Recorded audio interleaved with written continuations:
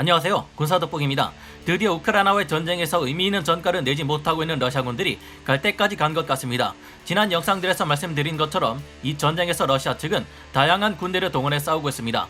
부랴트인들과 잔혹하기로 악명 높은 체첸군들도 그중 하나인데요. 그런데 최근 이들 사이에 믿기 힘든 일이 발생했습니다. 두 집단이 함께 힘을 합쳐 싸워도 모자랄 이들이 서로를 향해 총질을 하는 사태가 일어나고 만 것인데요.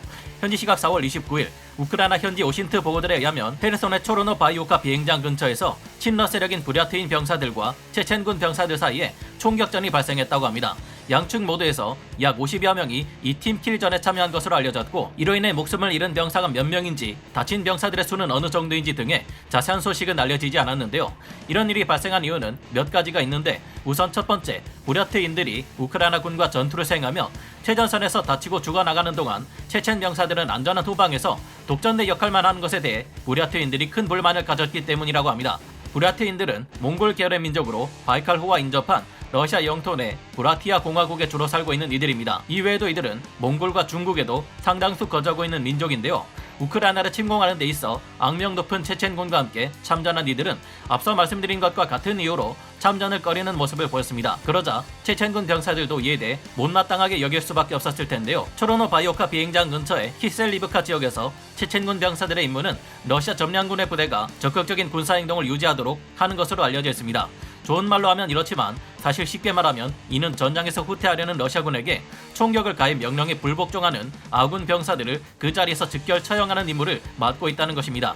부랴트인들은 안 그래도 자신들만 전투를 수행하며 피해가 누적되고 있는 상황에 불난 집에 기름을 붓는 것과 같은 상황이 벌어졌다고 합니다. 우크라이나 정보 당국은 부랴트인 병사들이 우크라이나로부터 약탈한 재산을 분배하는 방식에 큰 불만을 품었고, 급기야 이 불만이 군사적 충돌로까지 번진 것으로 파악되고 있습니다. 체첸군 병사들이 우크라이나에게서 약탈한 모든 재산을 부랴트인 병사들과 나누지 않고 모두 가져가 버리자 이 불만이 폭발해버린 것이라고 합니다. 러시아군 사이에서 이러한 아군 병사들과의 충돌은 이외에도 번번이 일어나고 있는 것으로 알려지고 있는데요. 우크라이나 국방부의 최고 정보국에서도 러시아군이 점령한 자포리자 지역 페도리프카 마을에서 지휘관과 사병들 사이에서 충돌이 일어났다고 보고한 바 있습니다. 아마도 이 지역에서 러시아군의 하급 병사들은 2014년 러시아가 우크라이나 남부의 크림반도를 점령했을 때처럼 우크라이나 측이 별다른 저항을 하지 않을 것으로 추측했지만, 막상 전쟁이 일어나자 러시아군에게도 온갖 지옥이나 다름없는 상황이 벌어진 만큼 속았다고 느낄 것이기 때문으로 분석되고 있습니다.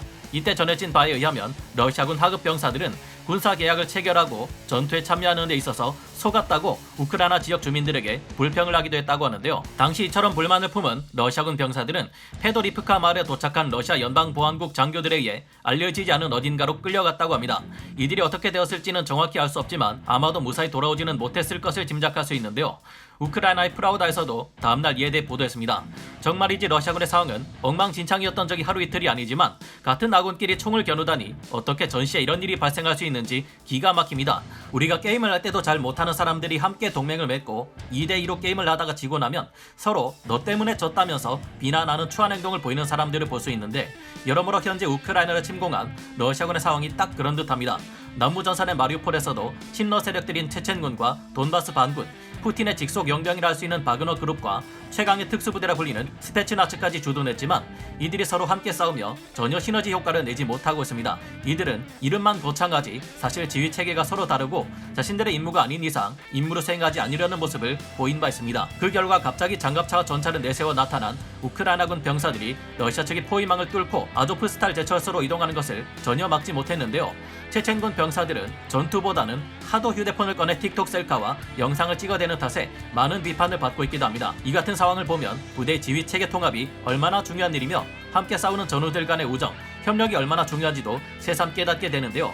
이처럼 개판 5분 전 상황이 벌어지고 있는 러시아군 측이 아무리 강력한 군대를 가지고 있어도 민관군이 하나로 뭉쳐 대통령까지 직접 전투에 나서는 우크라이나에게 이기는 것은 애초에 불가능한 일이 아니었나 생각해보게 됩니다. 오늘 군사 돋보기 여기서 마치고요. 다음 시간에 다시 돌아오겠습니다. 감사합니다. 전문가는 아니지만 해당 분야의 정보를 조사 정리했습니다. 본의 아니게 틀린 부분이 있을 수 있다는 점 양해해주시면 감사하겠습니다. 영상을 재밌게 보셨다면 구독, 좋아요, 알림 설정 부탁드리겠습니다.